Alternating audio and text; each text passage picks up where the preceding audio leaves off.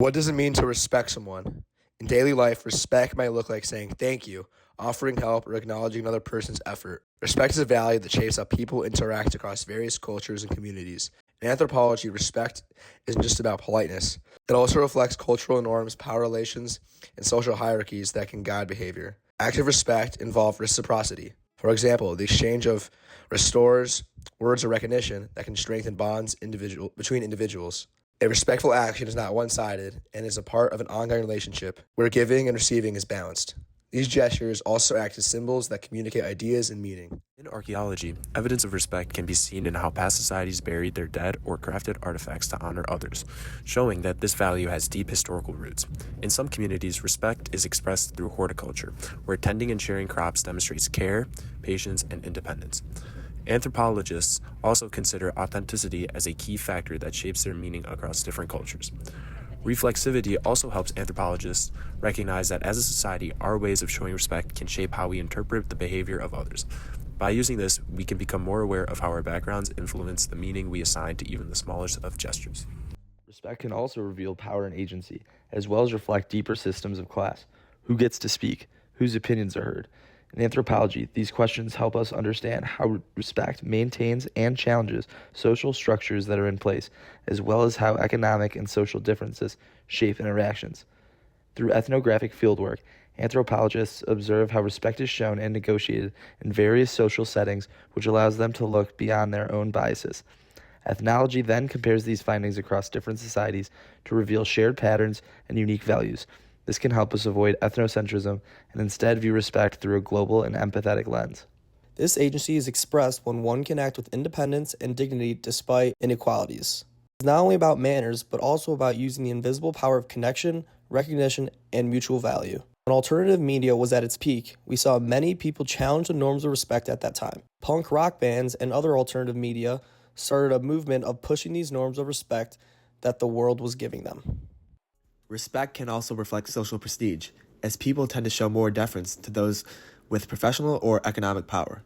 In Japan, respect is expressed through bowing and the careful use of language to convey humility, while in the United States, it is often tied to ideals of equality and fairness. However, those ideals do not always match reality.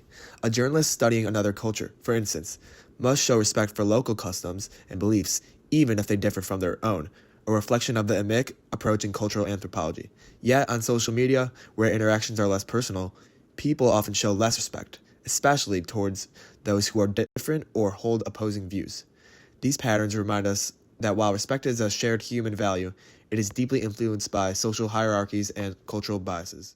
Respect is shown regardless of gender, ethnicity, or nationality, but it is not always distributed equally. Across all nation-states, individuals should be judged by their character, yet in reality, prejudice, racism, and bigotry often shape who receives respect and who does not. Throughout history and in modern society, marginalized groups have been treated with less respect because of their race, religion, gender, or social class. For example, people of color or immigrants may experience discrimination that denies them the same level of respect given to others. Similarly, women in male-dominated professions often must fight to earn the same recognition or authority as their peers. Respect oftentimes begins in the home.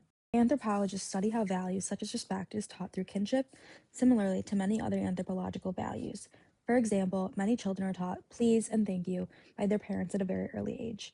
Obviously, this is done to teach children manners, but furthermore, it serves as an early introduction to societal norms. Through repeated guidance, children learn what respect is like in a family setting and then can later apply it in situations outside of the home. In this way, respect becomes both a habit and a shared cultural value passed down through generations. Anthropologists also consider how an individual's life history, the unique combination of experiences, upbringing, and environment, shapes the way that they learn and express respect. While our genotype provides the biological foundation for who we are, it is our phenotype that influences how we act, communicate, and show respect toward others. Kinship is a network of relationships that connect people by blood, marriage, or shared responsibility. In most societies, the nuclear family, parents and children, is seen as the first place where respect is learned and reinforced. Through marriage, families can extend beyond the home and link two different lineages, which can create new expectations of respect between in-laws and other extended relatives. Across cultures, elders are often honored for carrying on their lineage and ancestry that ties generations together. These systems show that respect isn't only personal, but is also structural as it's passed down through family ties and generations.